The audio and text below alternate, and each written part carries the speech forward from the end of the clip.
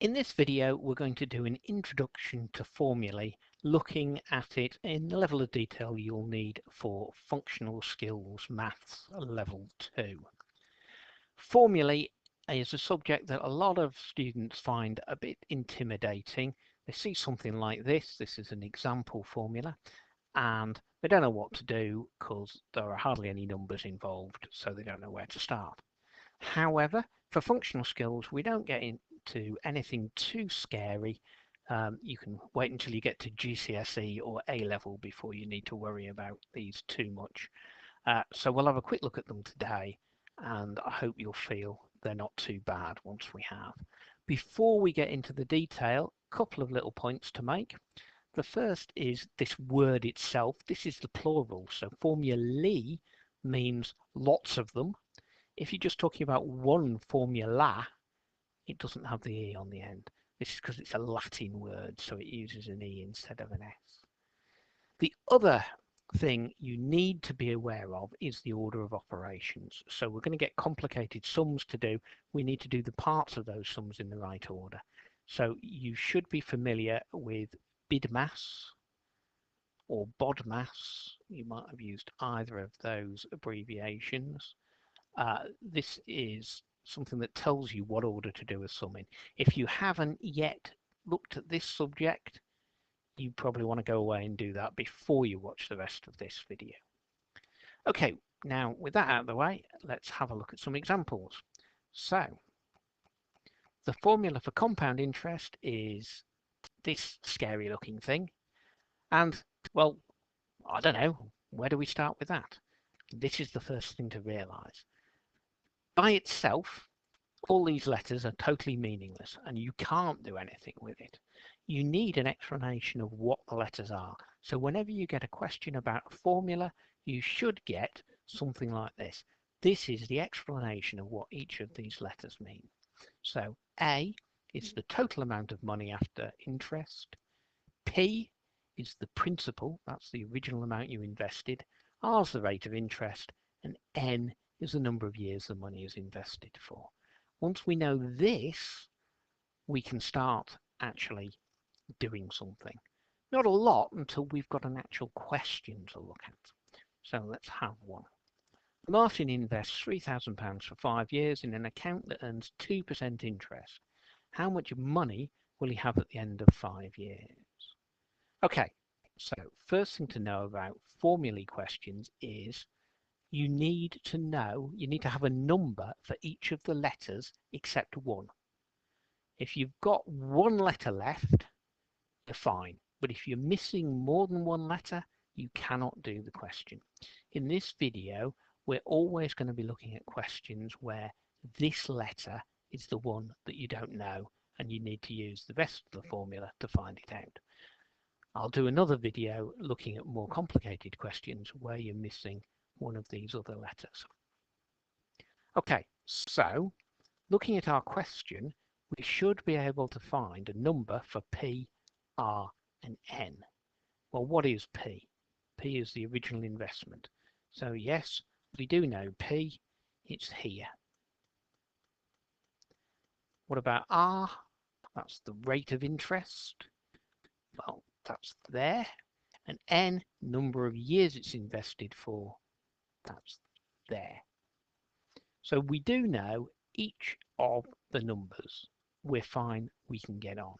So what you should do first is rewrite this sum just as it is, except you replace each letter with the number from the question. So if I do that, I'll get A, that's what I'm trying to work out. P, that was the 3,000. 1 plus R, that was the 2, over 100, and then an N, and that was 5. So now I've got a sum, and I nearly know how to do that. There is one thing that might confuse me, and that's what this number right next to a bracket means. So this is something to be aware of whenever you're dealing with formulae. You sometimes get numbers written straight next to letters You sometimes get letters written right next to each other, and you sometimes get numbers or letters written next to brackets. In all three cases, what it is missing is a multiplication sign. So where you've got them written right next to each other, you just stick in a multiplication sign.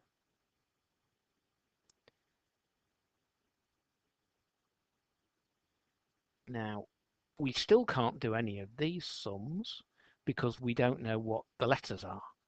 But over here, if I get rid of this,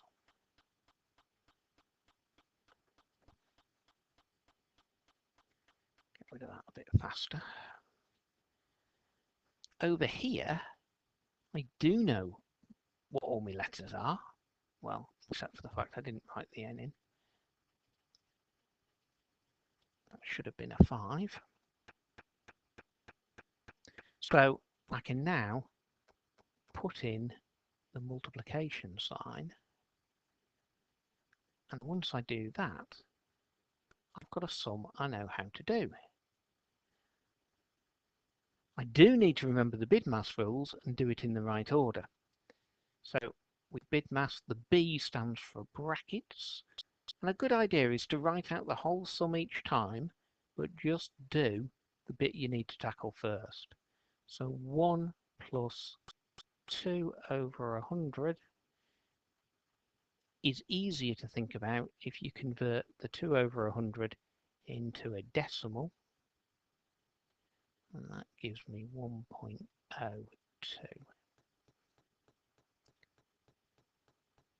So that's my brackets sorted out. The next thing is the I from BIDMAS, which is the indices. So I need to do 102 to the power 5. And you should know that that just means 102 times 102 times 102 times 102 times another 102. 5 of them. 1, 2, 3, 4, 5. If you're lucky and you've got a scientific calculator, it's got a button on it that will do that for you. If you haven't got a scientific calculator, you'll just have to type the big long sum in. Either way, you should get an answer of 1.104, and it carries on, 08, it goes on and on and on. Because we're working with money, we only really need a couple of decimal places, so I'm going to stop there. Finally, I've got a sum I can actually do, and I can get an answer. And if I work that out on a calculator,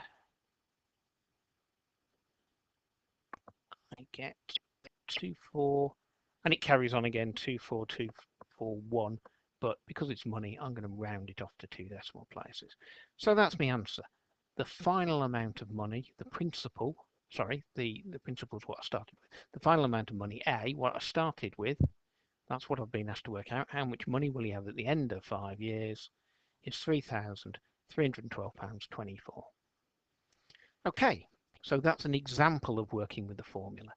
The formula you'll have in your question could be anything, but you should always have information about how to use it. Let's look at another example.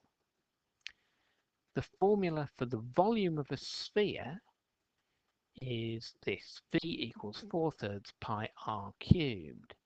Again, we need instructions. What do the letters mean? V is the volume and r is the radius of the sphere. Okay, if you don't know what radius means, that's probably because you haven't worked on circles yet, and you might want to go away and look those up, because there's 2 circle related bits in this question. This word radius is the distance from the center of a circle to its edge. And this symbol here is called pi. So we spell pi like that, but we write it using the Greek letter, and it's just a number, 3.1415926, and it goes on and on and on. which is why we use this symbol instead, because it's awkward to write out. When you look at circles, you'll get more information about where pi comes from, but we don't need to worry about that for today. We just need to know it's this number. Okay, we need a question. So, a child's ball is 18 centimeters across. What is its volume? So V, that's the missing letter we're trying to work out. Pi, we know because it's just a number. The radius R.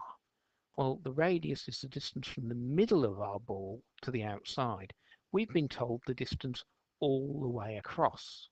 So what we've been told is the diameter. Again, if you've looked at circles, you should know that the diameter is always twice the radius. So our radius is going to be 9 half of this 18. And once we've worked that out, we can do our first step. Replace all the letters with numbers. So 4/3, and where we've got letters or numbers written next to each other, put in times signs. I'm going to use just 3.14 for pi. That's accurate enough for working out the size of a ball. 3.14 times r is 9 cubed, or to the power 3. Okay, again, remembering our BIDMAS rule, we haven't got any brackets, so the first thing we need to do is indices. So we need to know 9 times 9 times 9. And if we type that into a calculator, we find out it's 729. So 4/3 times 3.14 times 729. And now we've got a sum that's all just multiplications, so we can type that straight into our calculator and get an answer. And what I get out is 3052.08. What units am I in? Well, my radius was in centimeters. I'm dealing with a volume, so I'm in centimeters cubed. And there you go. 2 examples of how to do questions that have formulas in them. I hope you found it helpful.